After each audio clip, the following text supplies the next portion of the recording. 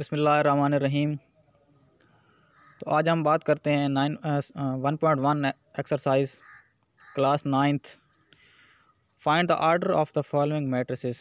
कुछ matrices given है, इनका आपने आर्डर फाइंड करना है। तो सबसे पहले तो हमें ये मालूम होना चाहिए कि आर्डर ऑफ मैट्रिसेस बेसिकली है क्या। तो आर्डर ऑफ मैट्रिसेस में हम देखते हैं कि नंबर ऑफ़ रोज़ और नंबर ऑफ़ कॉलम्स। कोई भी मैट्रिक्स गिवन है तो उसके कितने नंबर ऑफ़ रोज़ हैं और कितने नंबर ऑफ़ कॉलम्स हैं, वो मिलकर हमारे पास बनाती हैं आर्डर ऑफ मैट्रिक्स।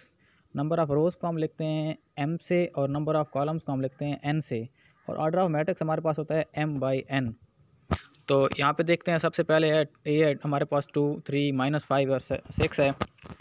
तो पहले यहाँ पे देखते हैं order of matrix. Matrix A has 2 रोज़। कितनी रो कतारें हैं? 2 कतारें हैं और इसके 2 कॉलम्स हैं। तो हमारे पास m/n होता है नंबर ऑफ़ रोज़ और नंबर ऑफ़ कॉलम्स। तो हमारे पास आर्डर ऑफ मैट्रिक्स कितना बन गया? 2/2। नेक्स्ट हमारे पास है b = 2, 0, 3 और 5 है। तो ज़रा इस पर भी गौर करें तो हमारे पास 2 रोज़ हैं और 2 कॉलम्स। तो मरतबा हमारे पास कितना बनेगा? 2/2। नेक्स्ट सी हमारे पास देखें 2 और 4। अब यहाँ पे देखें तो लाइन में कितनी लाइनें जा रही हैं? 2 और 4 एक ही लाइन में जा रहा है। तो मतलब क्या हुआ, हमारे पास कितनी नंबर ऑफ़ रोज़ हो गई? 1। और नंबर ऑफ़ कॉलम्स हमारे पास कितने हो गए? कॉलम्स नीचे की तरफ हमारे पास कितने एन से आ रहे हैं? 2 आ रहे हैं, 2 और 4। तो हमारे पास नंबर ऑफ़ कॉलम्स हो गए 2। तो 1/ हमारे पास बनेगा 2। नेक्स्ट डी हम आपके पास देखें 4 है, 0 है, 6। तो एक ही कॉलम में आ रहा है, लेकिन कतारें कितनी बन रही हैं इसकी? 3। तो 3/1 हो जाएगा हमारे पास। नेक्स्ट है ए, डी, बी, ई और सी, एफ है हमारे पास। तो ज़रा आप यहाँ पे देखें तो नंबर ऑफ़ आपके पास कितनी बन रही है? रोज़ 3 और नंबर ऑफ़ कॉलम्स आपके पास बन रहे हैं 2। एफ़ देखें हमारे पास है सिर्फ 2। अब यहाँ पे देखें तो एक ही रो है और एक ही कॉलम है, तो मरतबा हमारे पास कितना आ जाएगा? 1/1। जी आपके पास देखें तो हमारे पास 3 कतारें हैं और 3 कॉलम हैं, तो कितना मरतबा बनेगा? 3/3। एच हमारे पास हैं 2 कतारें हैं, 3 कॉलम हैं, तो मरतबा कितना बनेगा? 2/3। उसके बाद आगे नेक्स्ट चलते हैं।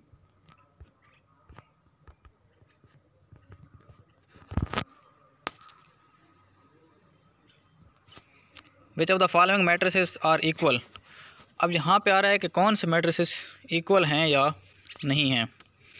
तो first of all equal matrices, जब भी 2 मैट्रिसेस की बराबरी की बात की जाएगी, 2 चीज़ों की बराबरी की बात की जाएगी, तो उनमें हम क्या देखते हैं कि हर एंगल से हम देखते हैं कि वो चीज़ें आपस में बराबर होनी चाहिए।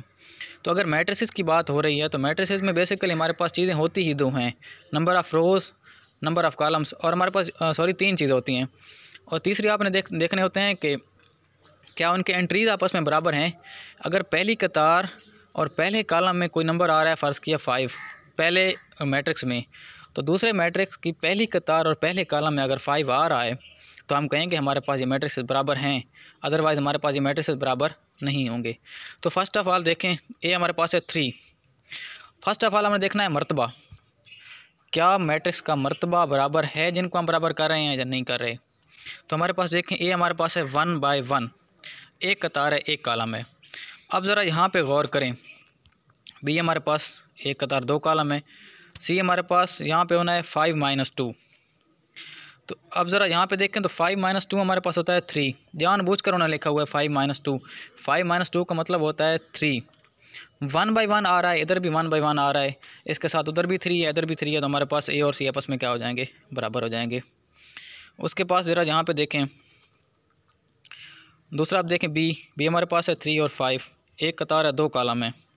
अब ज़रा यहाँ पे गौर करें, एक कतार और 2 कॉलम तो डी में भी हैं, लेकिन डी के ज़रा देखें, पहली कतार और पहले कॉलम में 3 आ रहा है बी में, लेकिन डी में पहली कतार और पहले कॉलम में 5 आ रहा है, तो इनके आपस में नंबर्स बराबर नहीं हो रहे। तो मतलब इसकी दूसरी कंडीशन जो हमारे पास वो गलत प्रूफ हो रही है, तो हमारे पास ये बराबर नहीं आएंगे। ई और एफ़ तो वैसे भी नहीं आ सकते। उसके बाद देखें ज़रा जी भी नहीं आ सकता। आप ज़रा देखें ना आई में देखें तो पहले में 3 है, उसके बाद आगे 3 + 2 उन्होंने लिखा हुआ है 5। 3 भी आ रहा है, 5 भी आ रहा है। बी में देखें 3 भी आ रहा है, 5 भी आ रहा है। 1/2 मरतबा है, 1/2 मरतबा है, और इनके एंट्रीज़ भी आपस में क्या आ रही हैं? बराबर। तो हम लिखेंगे हमारे पास क्या हो जाएगा? बी और आई आपस में क्या हो जाएंगे? बराबर हो जाएंगे। सी वैसे कर लिया है हमने। अब ज़रा डी को देखें, 5 और 3 है, 1/2, यहाँ पे कहीं भी 5 और 3 नहीं आ रहा, तो डी की इक्वल कोई चीज़ भी नहीं आएगी। उसके बाद देखें 4062E हमारे पास है। तो अब ज़रा देखें 2/2 मरतबा किस किस में है। तो H में 2/2 मरतबा है, उसके साथ J में भी 2/2 मरतबा हो गया। अब E में देखें 40 है, H में क्या आ रहा है 4062, बिल्कुल नंबर्स भी बराबर हैं, मरतबा भी बराबर है। लेकिन J में 2 + 2 उन्होंने जानबूझ के लिखा है, 4 आ रहा है, 2 - 2 0 आ रहा है, 2 + 4 6 आ रहा है, 2 + 0 2 आ रहा है। तो E H और हमारे पास J आपस में क्या हो जाएंगे, बराबर हो जाएंगे। तो ये बेसिकली थे इक्वल मैट्रिसेस में। नेक्स्ट चलते हैं अब आगे। नेक्स्ट उन्होंने क्या किया हुआ है कि find the values of A, B, C and D which satisfy the matrix equation.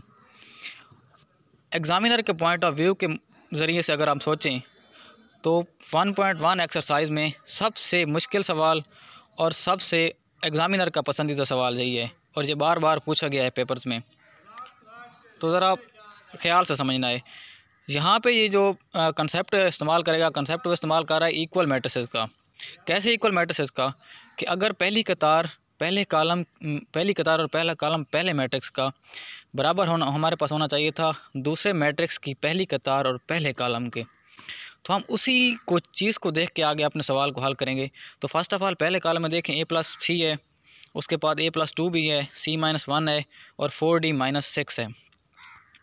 अगले कॉलम में देखें तो 0 है, फिर -7 है, फिर 3 है, फिर 2D है। अब अगर यहाँ पे देखें तो पहले हमारे पास क्या है A + C है, तो पहली कतार पहला कॉलम इक्वल मैट्रिसेस में दूसरे की पहली कतार और पहले कॉलम के बराबर आना चाहिए। तो हम लिखेंगे A + C = 0।